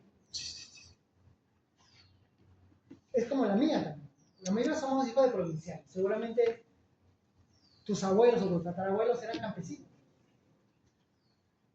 Cada generación está mejorando, ¿o no? Sí, pues. Ahora, inclusive, usted está en una universidad, seguramente para su tatarabuelo era impensable que usted esté en una universidad. ¿Ah? Apenas secundaria y eso, ¿no? Ni primaria. ¿No? Y eso es bueno, ¿no? Entonces, el ser humano, cada vez que pasa el tiempo, ¿está mejor o está peor? A mí me parece que está mejor, ¿no? Está mejor realmente, ¿no? ¿Y qué cosa ha logrado que la gente esté mejor? Que haya movilidad social. Entonces, ¿puedes criticar las cosas tal como están? Las cosas están. Les apuesto que acá el gran problema es que cada vez va a haber menos recursos. Como la gente ahora, por ejemplo, discutía con el taxista que me trajo. El problema de ahora es que todo el mundo se compra carro, ¿no? Claro, ustedes seguramente, ¿cuántos de ustedes va a egresar? Va a conseguir un trabajo más o menos remunerado. Y después, ¿qué cosa es lo primero que se compra? Un carro. Porque ellos dicen, el carro ya me da estatus, ¿no? Entonces, si es un chico, tiene su carro, se compra uno el más bonito y sabe que con eso va a tener más algo. Es que eso es lo que piensa, esa es la psicología. Con eso voy a poder conquistar a una mujer y voy a poder tener una familia. Indirectamente piensan eso. Claro que me sirve para moverme, pero de repente está más caro que tomar taxi, ¿no? Combustible y todo. Lo que pasa es que la gente hace eso. Entonces, como la gente gana un poquito más, se está comprando autos. Ya no quiere viajar apachurrado ni en bus, porque comprarse un carro ya lo hace pensar que está en otro estatus social. ¿No es cierto? A mí me parece eso. Yo de repente estoy hablando burradas. Ahora, el problema de eso, ¿cuál es? De que hay demasiado tráfico, porque ya todo el mundo está al alcance de la mano y todo el mundo se compra autos. Ahora, el problema del tráfico es producto de ¿qué? Del bienestar. ¿Por qué? Porque la gente ya no vive para sobrevivir, sino se da un poquito para comprarse un auto, ¿no? Hasta con el auto no tienen que trabajar y ya se compran todas las casas, ¿no? Pero eso también que es un síntoma de malestar por el tráfico y todas esas cosas, pero también es un símbolo del bienestar. Porque la gente, ahora ves una avenida y ves cuántos autos particulares hay y cuántos buses. ¿Pues quién hay? Los particulares. Hay menos combi. ¿Se cuenta que hay menos combi que hace unos 20 años? Porque la gente ya no quiere viajar en combi. Dice, no, si me ven que estoy en un combi, me baja. ¿Ah?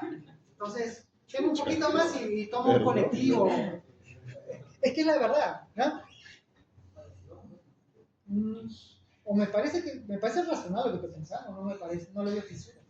¿Ah? Entonces, ¿estamos empeorando nuestro nivel de vida? Yo creo que estamos aumentando. ¿Eso es sostenible? Me parece que no es sostenible. Porque al tener más autos, necesitamos más pistas. O sea, va a haber un momento que va a estar tan saturado que va a ser imposible.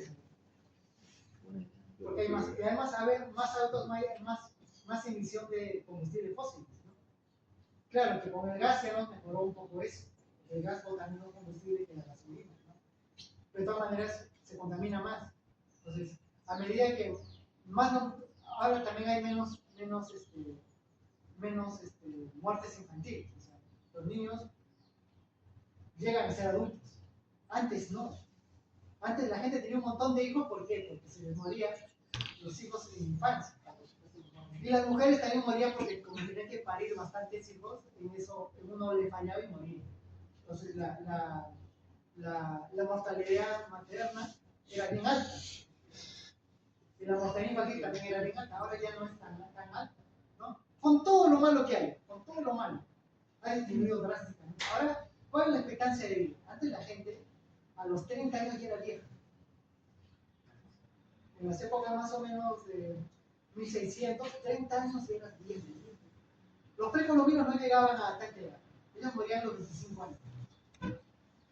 ¿Por qué no estaban? Una enfermedad, una simple gripe mal curada te llevaba al infierno. Te daba una pulmonía y te moría. No había remedio, no había salud, que se un montón de cosas. Se moría por cualquier cosa. O sea, la mortalidad también ha disminuido drásticamente. ¿Por qué? Por la medicina. Eso está bueno, ¿no es cierto? Que ahora, hasta el SIDA hace unos años la gente no se curaba. Si tenía SIDA ya estaba condenado a muerte. Ahora la gente que tiene SIDA puede vivir, puede tener una vida plena, puede vivir todo el tiempo. Antes te daba cualquier cosa, diabetes también ya estaba condenado a morir. No había nada que te salve, ¿no? Ahora sí, la gente se inyecta y puede vivir plenamente y llegar a buena edad. Ahora, ¿eso es bueno o es malo que la gente viva? Es malo, ¿por qué? Porque se llena de gente y al haber más gente consumimos más recursos. Entonces el problema actual es el problema que se va a acabar los recursos, ¿no?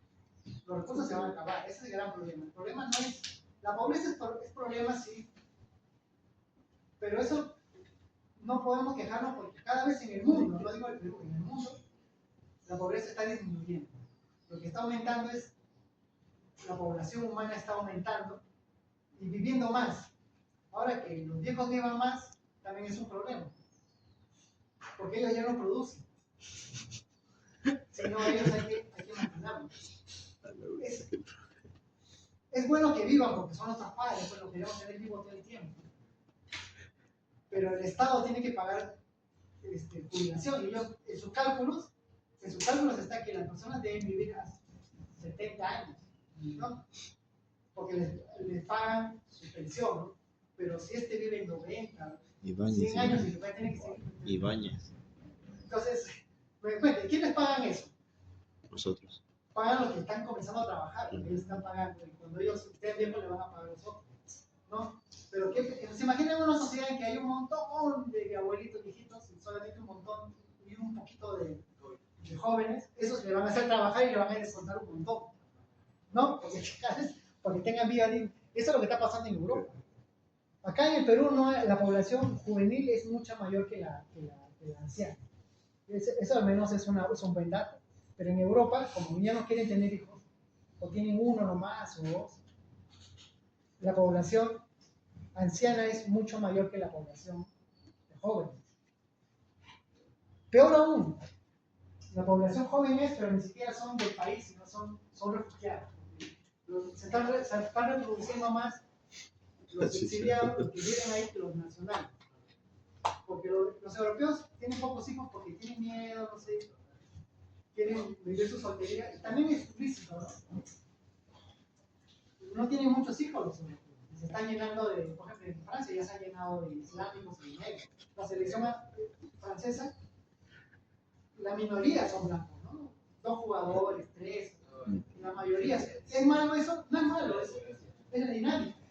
Pero también te da un reflejo de cómo está esa sociedad, ¿no? Que realmente tú vas a pases de París, ya no ves pues la típica rubia que está andando por los campos elíseos, sino ves gente con sus ropas musulmanas, ¿no? Ahora, ¿eso es bueno o malo? Depende. De alguna manera también es malo. Porque trae otros problemas. No es del todo bueno. Uno pensando como bueno puede decir que está bien que haya venezolanos acá.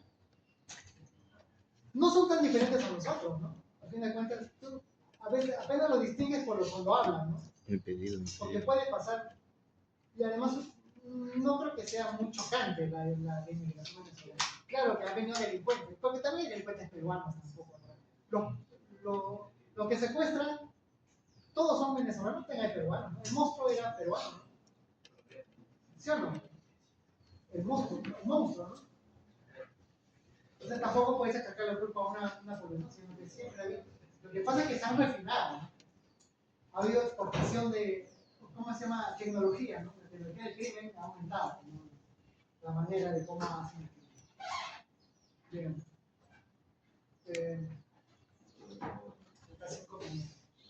Bueno, siempre es bueno hablar de cosas aparte de estructura, ¿no? Ahora, ¿tendré yo la razón? No me crean. Siempre les exhorto a que no me crean y que no le crean a nadie. Ustedes tienen que ver las cosas y analizarlas desde su punto de vista, ¿no? Para votar, para votarse. Siempre tiene que. El único argumento válido es aquel argumento que está respaldado por evidencia. Debemos pensar siempre en eso, ¿no? cualquier cosa que tú digas o propongas tiene que estar secundada en evidencia. En evidencia y en datos fríos, ¿no? Numéricos.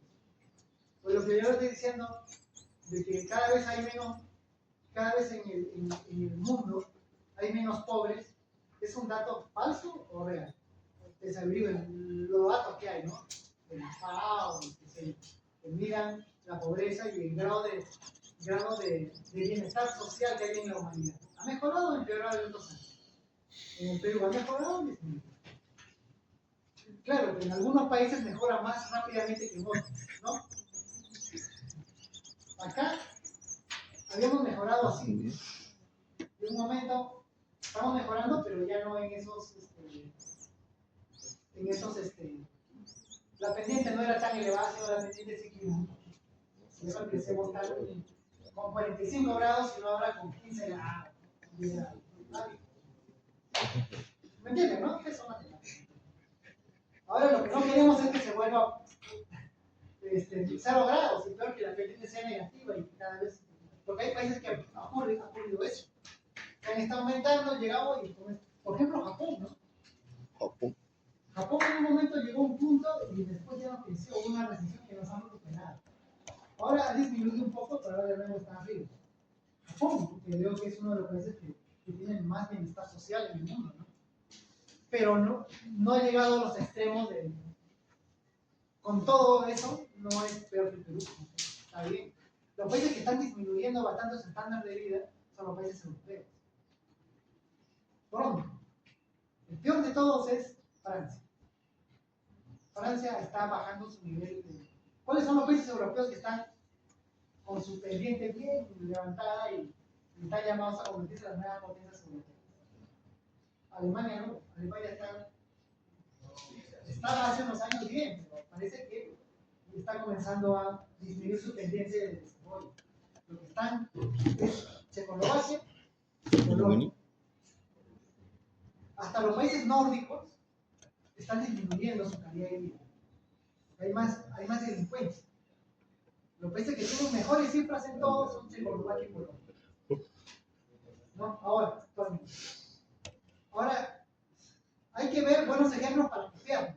O sea, ¿qué cosas han hecho los checos y los polacos para que estén mejorando? ¿Y qué cosas mal han hecho los europeos que estaban bien que ahora están mal? Así, hay que tratar de copiar lo bueno, ¿no es cierto? Como países, hay que ser moja, pues no vamos a copiar el peor ejemplo para seguir lo que han hecho ellos. Está bueno que ellos les vaya mal para que nosotros copiemos, vemos y no hagamos lo mismo. O ver qué es lo que están haciendo los japoneses para salir de lo que estaba mal. Porque ahora China las ha superado, ¿no? China es más importante que Japón, pesa más. Antes era al revés, Japón pesaba más que China. ¿Sí o no? ¿Recuerdan? Entonces tenemos que copiar los resultados positivos. Yo creo que le debemos copiar ver los casos de lo que ha mejorado bastante. Los países del sudeste asiático, ¿no? Lo que se llama tigres asiáticos. Copiar el caso de Tailandia, Birmania, esos países que han mejorado bastante su estándar de vida. Y también de Checoslovaquia y Polonia. De la China podemos copiar algo en algunas cosas. De lo que no debemos copiar es de lo que está fracasando. No seguir la política que está tomando Francia, por ejemplo, ¿no?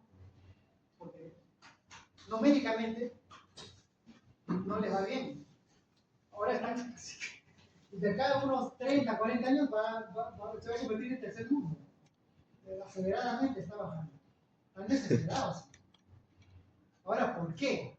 Tendría que explicar por qué está sucediendo eso. ¿Ah? Cada uno se imagina que es el primer mundo. ¿Estados Unidos está mal o está bien? Sigue siendo una potencia hegemónica. Y por más que estén mal ellos, uno que esté mal allá, no, hay gente que está mala, hay gente que es mexicana. Pero es mexicana porque son drogadictos. Hay países, hay lugares en Estados Unidos que es puro lleno de drogadictos que no hay ni siquiera acá. Sobre todo en California, donde han legalizado la droga. La legalización de la droga, uno pensaba, pues, legalizando ya no hay negocios, la gente pensaba eso. Pero legalizar la droga ha hecho que la gente se drogue más sin ninguna vergüenza y haya más cantidad de drogadictos en la calle. En California hay lugares que se se ve peor que... Lugar así, me acuerdo, hace tiempo, cuando estaba en la universidad fuimos a un lugar que se llama La Huerta Perdida. La Huerta Perdida está por Barrios Altos, a la espalda, por el río. Ahí estaba una planta de concreto, una concretera, hacían concreto, remezclado. Entonces fuimos ahí de visita, de estudiantes, y de ahí se veía al otro lado del río, y se veía una cosa, pero un montón de gente drogadito, ¿no? Pasta base, pasta, ¿no? Porque no ni siquiera buena droga, sino droga de... Veías así, junto con gallinazos y ratas, o sea, gallinazos, ratas y drogaditos. Pero así, Sudamérica, ¿no? Bueno, país subdesarrollado, pero ahora ves eso mismo en Estados Unidos, en lugares donde está legalizado la droga. Y en Europa también ves eso, porque han legalizado. En países que eran Dinamarca, esos países creo que comenzaron a legalizar la droga. Empeoró o mejoró la situación. Empeoró porque cada vez hay más drogadito, como es libre. O sea, habría que repensarlo, eso, ¿no? Tal vez no tenga la razón, pero ese tipo de espectáculo, de ver gente tan... ¿no? Uruguay también comenzó a legalizar la droga. Está legal libre. En el Perú es legal, la gente no se droga mucho en el Perú. No tanto como en otros lugares. Ahora, ¿qué de bonito tiene la droga? No soy ignorante. ¿No? Hay un libro, hay un autor que sería bastante. Lo malo es que sus libros no se venden, no entiendo por qué yo siempre busco donde hay libros, siempre me gusta ver.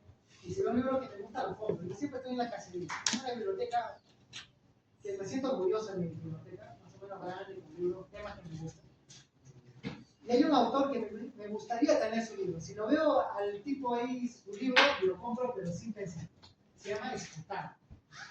Escotado es un filósofo, pero escribió no temas de filosofía, sino agarró dos temas. El mundo de las drogas y el mundo tiene un libro que se llama Los enemigos del comercio. Tiene solamente dos libros, el mundo de las drogas y los enemigos del comercio. Tiene dos libros. Yo he escuchado a él exponiendo su libro para esta entrevista porque es una personalidad, es un tipo que es persona que intelectualmente yo lo respeto, es contar. Él tiene un libro que se llama Los enemigos del comercio. Si usted lo consigue, no tiene piedra, tiene piedra. Es muy buenazo. Porque debe ser, no lo he leído, pero he leído reseñas y lo que él mismo expone sobre las ideas base de su libro.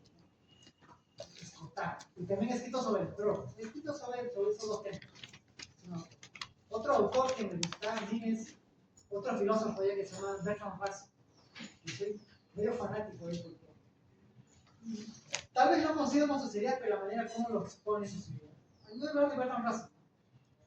Bertrand Russell era matemático, pero a la vez era lógico. Escribió su primer tratado, es un tratado de lógica, utilizar la matemática, pero en la lógica cotidiana. Cuando uno toma una decisión, cuando uno decide esto, hacerlo inclinar o hacerlo, es lógica, ¿no es cierto? ¿Qué cosa es lo que es más complicado en ingeniería? ¿Hacer cálculos o hacer lo que uno plantea? El planteamiento es más complicado, ¿no es cierto? Entender cómo es el modelo y cómo trabaja eso, ¿no es cierto? Esa es la lógica. Y eso es lo más importante.